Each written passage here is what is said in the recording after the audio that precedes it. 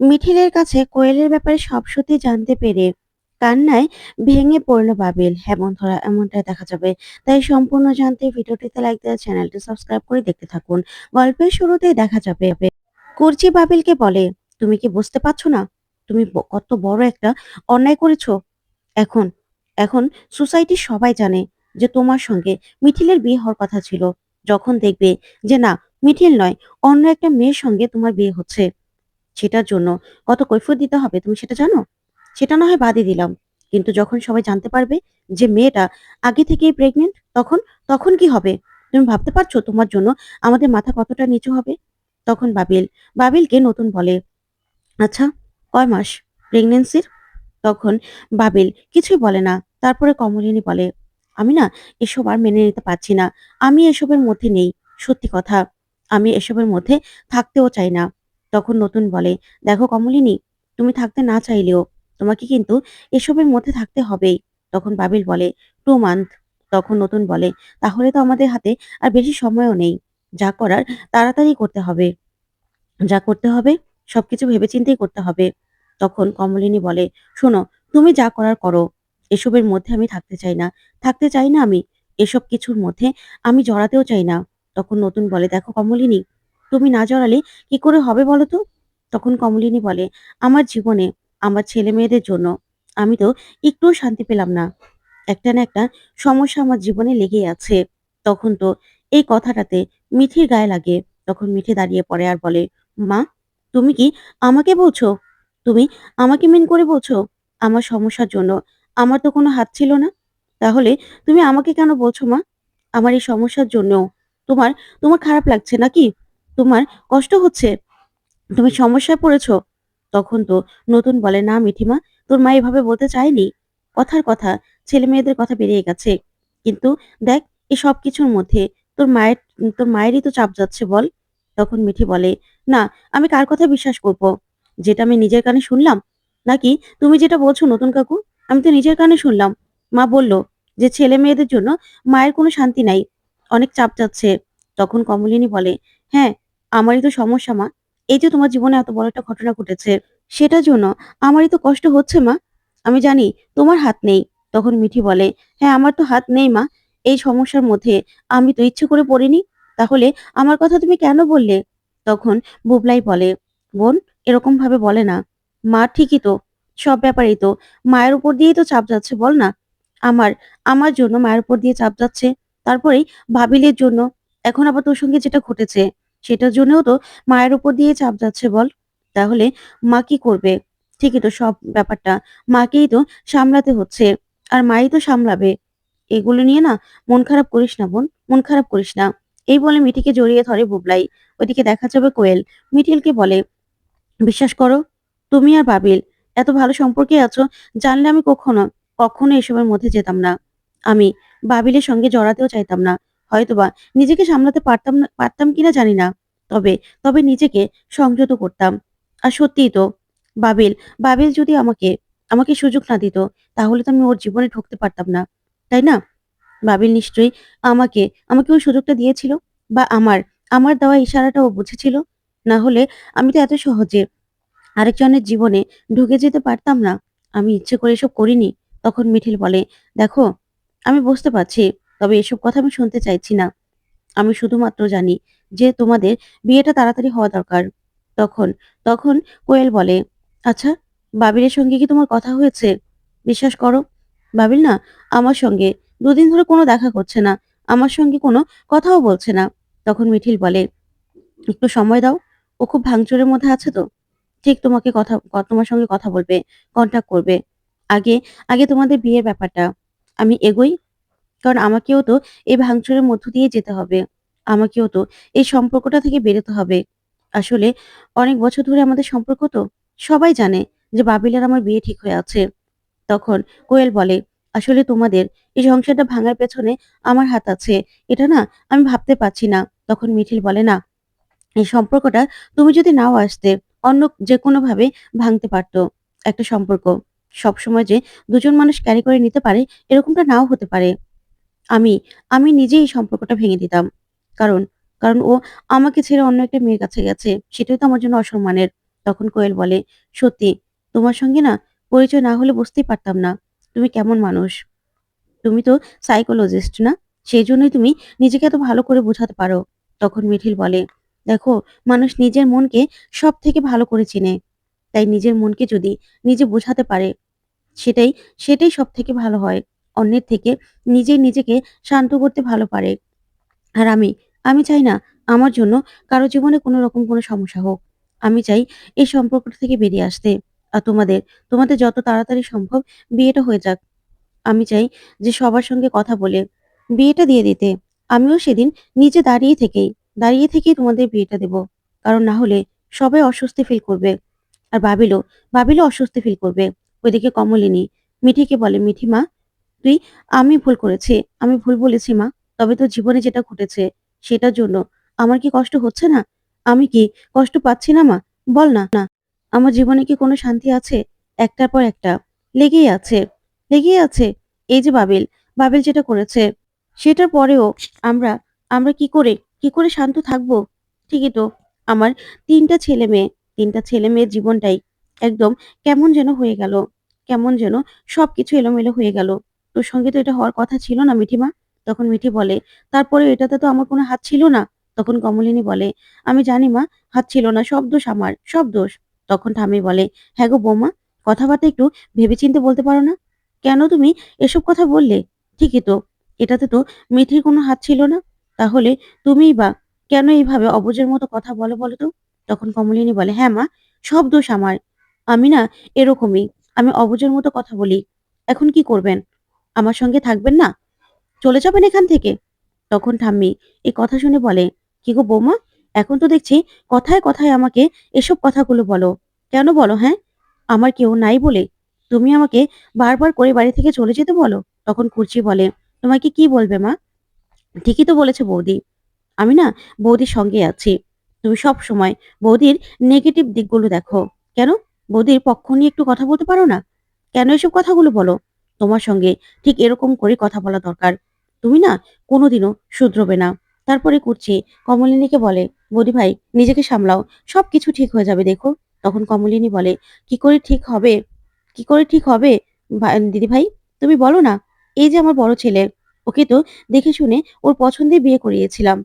কিন্তু কই ও কি পারছে ঠিকমতো সংসারটা করতে? পারছে না তো। তারপর বাবিল, এত বছর ধরে মিঠিলের সঙ্গে সম্পর্ক। এখন কিনা এখন কিনা ও ওই মেয়েটার সঙ্গে বিশ্বাসঘাতকতা করেছে। অন্য একটা মেয়ে কিনা ওর জন্য প্রেগন্যান্ট। এগুলো এগুলো কি আমার জন্য চাপ নয়? বলো না, এগুলো কি আমার জন্য চাপ নয়? আমি কি করে এসব মানবো? আর এখানে আমার মেয়েটা তো একটা রত্ন বলো। ওর তো ওর তো জীবনে কোনো ভুল ছিল না। আমার মেয়েটার মতো তো কোনো মেয়েই হয় না। সেই মেয়েটার সঙ্গে এরকম একটা ঘটনা কেন ঘটলো? ও তো একটু হলেও ধাক্কা পেয়েছে। তাহলে আমি কি করে নিজেকে সামলাই বলো তো? আমি তো নিজেকে কিছুতেই সামলাতে পারছি না।" তখন নতুন বলে, "দেখো কমলিনী, নিজেকে সামলাও। সবকিছু আস্তে আস্তে ঠিক হয়ে যাবে। তুমি এগুলো নিয়ে না ভেবো না।" তখন বাবিল বলে, "মা, মা।" তখন কমলিনী বলে, "চুপ করো তুমি। তুমি না আমার সঙ্গে আমার সঙ্গে কোনো কথা বলো না।"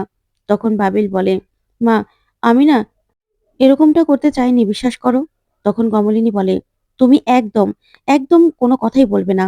তুমি, তুমি সবথেকে বড় অন্যায় করেছো। তুমি তো তুমি তো একজন বিশ্বাসঘাতক। তুমি একজনের বিশ্বাস ভেঙেছো। তুমি না সারা জীবন মিঠেলের কাছে বিশ্বাসঘাতক হিসেবে থেকে যাবে।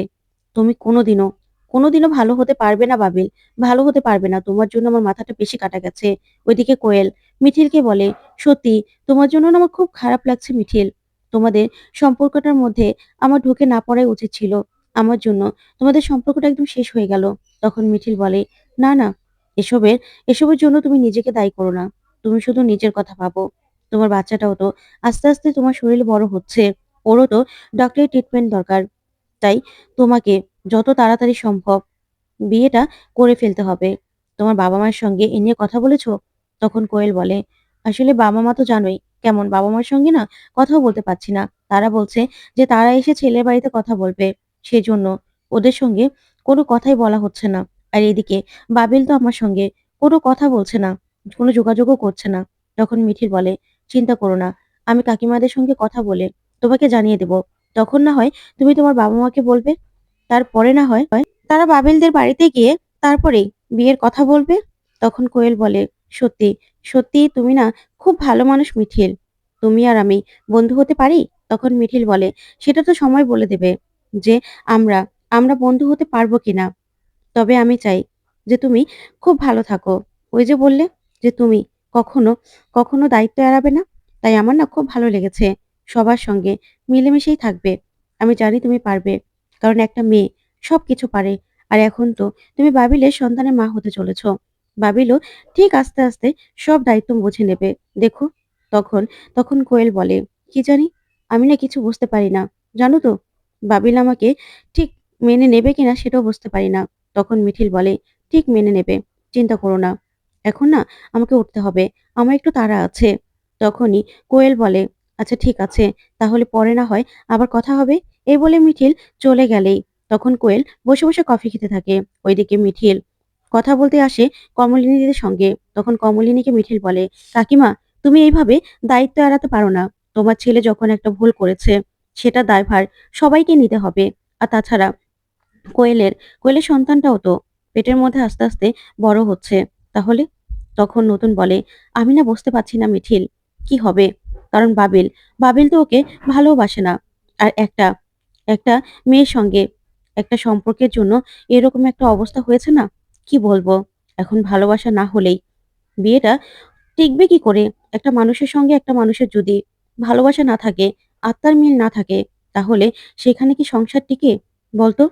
আমি না কিচ্ছু বুঝতে পারছি না।" তখন মিঠিল বলে, "নতুন কাকু, আস্তে, আস্তে না ভালোবাসা হয়ে যাবে। দেখো, যখন মেয়েটা প্রেগন্যান্ট হয়ে গেছে, তার দায়ভার তো বাবিলকে নিতে হবে। আর আস্তে, আস্তে থাকতে, থাকতে না ওদের মধ্যে ভালোবাসাও জন্ম নিয়ে নেবে। এগুলো নিয়ে আমাদের ভাবার তো কোনো দরকার নেই। এটা বাবিল করেছে, বাবিলই বুঝবে। আর যত তাড়াতাড়ি সম্ভব বিয়েটার ব্যাপারে এগোনো দরকার। কারণ মেয়েটার কথাও তো ভাবতে হবে। মেয়েটার শরীর দিন, দিন খারাপ করছে। ওর তো এখন ডক্টর দেখানো দরকার। পাশে থাকা দরকার। ও কি করে ডক্টরের কাছে যাবে বলো তো? সবাই তো বাবার নাম জিজ্ঞাসা করবে। তখন, তখন মেয়েটা কি বলবে?" তখন বাবিল বলে, "আমি পারব না। আমি অন্য কারো সঙ্গে সংসার করতে পারব না মিঠিল। আমি আমি এই সমস্যায় আমি জড়াতে পারব না।" তখন মিঠিল বলে, "কেন বাবিল? যখন তুমি এত কিছু করতে পেরেছো, তখন তো তোমাকে দায়িত্ব নিতেই হবে। এই বাচ্চাটার দায়িত্ব তুমি একটু এড়াতে পারবে না। তোমাকে দায়িত্ব পালন করতে হবে।" তখন নতুন বলে, "এত স্ট্রেস যাচ্ছে না, কি করব? আমি না কিছু বুঝতে পারছি না।" তখন মিঠিল বলে, "নতুন কাকু, আমাদের যতটুকু করার ততটুকুই আমাদের করতে হবে। এর থেকে বেশি কিছু তো আর আমরা করতে পারব না। তাই না?" তখন বাবিল কাঁদতে থাকে আর বলে, "আমার পক্ষে কিছুতেই এই বিয়েটা করা সম্ভব নয়। আমি আমি করতে পারব না। একটা রাতের ভুলের জন্য এত কিছু হয়ে গেছে। আমি না কিছুই মেনে নিতে পারছি না। আমি পারব না, পারব না আমি।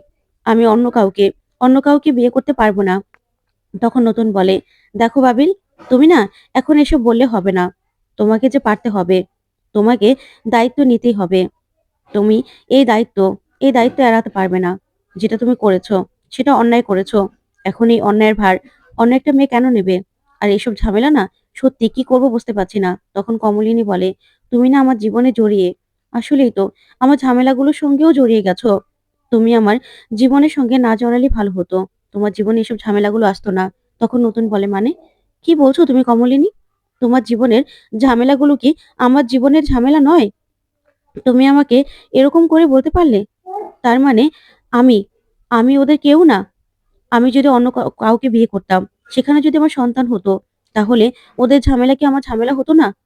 আর আমি তো তোমার ঝামেলার সঙ্গে সেই আগে থেকে জড়িয়ে আছি। এখন তো নতুন করে জড়াইনি। তার মানে তুমি প্রতি কথায়, কথায় বুঝিয়ে দিচ্ছ কমলিনী যে ওরা আমার সন্তান নয়। ওরা আমার সন্তানের মতো। তাই তো? আমি ওদের বাবা নই। আমি ওদের বাবা হতে পারিনি। তুমি আমাকে এটাই বলতে চাইছো, তাই তো?" তখন তো কমলিনী এই কথা শুনে অবাক হয়ে বলে, "না, না, বিশ্বাস করো, আমি এটা বলতে চাইনি।" তখন নতুন বলে, "তাহলে তুমি কি বলতে চেয়েছো কমলিনী? আমি যদি ওদের বাবা হই, তাহলে ওদের সব সমস্যাগুলো তো আমার হওয়ার কথা। তাহলে তুমি কেন এসব কথাগুলো বলো? কেন এসব কথাগুলো আমাদের মাঝখানে আনো কমলিনী?" তখন কমলিনী বলে, "বিশ্বাস করো, আমি ওইভাবে বলতে চাইনি। আমার কথার অন্য মানে তুমি নিও না। এই যে আমার সন্তানরা একের পর এক ভুল করছে, এসবের দায়ভার তোমাকেই তো পোহাতে হচ্ছে। তখনই বাবিল কাঁদতে থাকে আর বলে, "না নতুন কাকু, তুমি আমাদের ভুল শিক্ষা দাওনি। তুমি আমাদের ভুলভাবে মানুষ করোনি। কিন্তু আমরাই ভুল করেছি। আমার ভুল হয়ে গেছে নতুন কাকু। কিন্তু এই একটা ভুলের জন্য আমি সারাটা জীবন কাটাতে পারব না ওই মেয়েটার সঙ্গে। আমি ওকে ভালোবাসি না।" তখন তখন মিঠিল বলে, "দেখো বাবিল, এসব কথা না এখন বললে কিছু হবে না। তোমাকে যে বিয়েটা করতে হবে।" তখন বাবিল বলে, "বেশ, আমি না হয় ওকে বলে দেব যে আমি ওকে বিয়ে করব, ও সন্তানের দায়িত্ব নেব। কিন্তু তার বাইরে যেন আমার কাছ থেকে কিছু আশা না করে।" তখন নতুন বলে, "শোনো বাবিল, এসব কথা বললে না তুমি নিজেই নিজেকে ছোট করবে আরো। তোমার প্রতি যে ধারণাটা আমাদের ছিল, সেই ধারণাটা না পাল্টে যাবে। তাই প্লিজ এসব কথাগুলো আমাদের সামনে বলো না। তুমি একটা মেয়ের সঙ্গে ঘনিষ্ঠ হতে পেরেছো, আর এখন কিনা তার দায়িত্ব নিতে অস্বীকার করছো?" তখন তখন বাবিল কিছুই বলে না। তারপরে মিঠিল বলে, "দেখো বাবিল, তোমার সঙ্গে আমার এরকম সিচুয়েশন তো কোনোদিনও হয়নি। তোমার সঙ্গে আমার ওরকম সম্পর্ক কোনোদিন গড়ে ওঠেনি। কারণ আমি ওরকম ফ্যামিলির মেয়ে নই। আমি না এসব সম্পর্ক বিয়ের আগে বিশ্বাস করি না। তাই এরকমটা তোমার সঙ্গে আমার সঙ্গে হওয়ার কোনোদিনও পসিবল ছিল না। আর তুমি নিশ্চয়ই মেয়েটার প্রতি আকৃষ্ট হয়েছিলে। না হলে এরকম একটা ঘটনা তো ঘটতো না। তাহলে এরকম একটা ঘটানোর পরে ঘটনা, ওই মেয়েটা যখন প্রেগন্যান্ট হলো, তখন তুমি এসব কথাগুলো বলতে পারো না বাবিল। তুমি আমার চোখে আর ছোট হইও না।" তো বন্ধুরা, কেমন লাগলো আজকের আপডেট? কমেন্ট করে জানাতে ভুলবে না। ধন্যবাদ।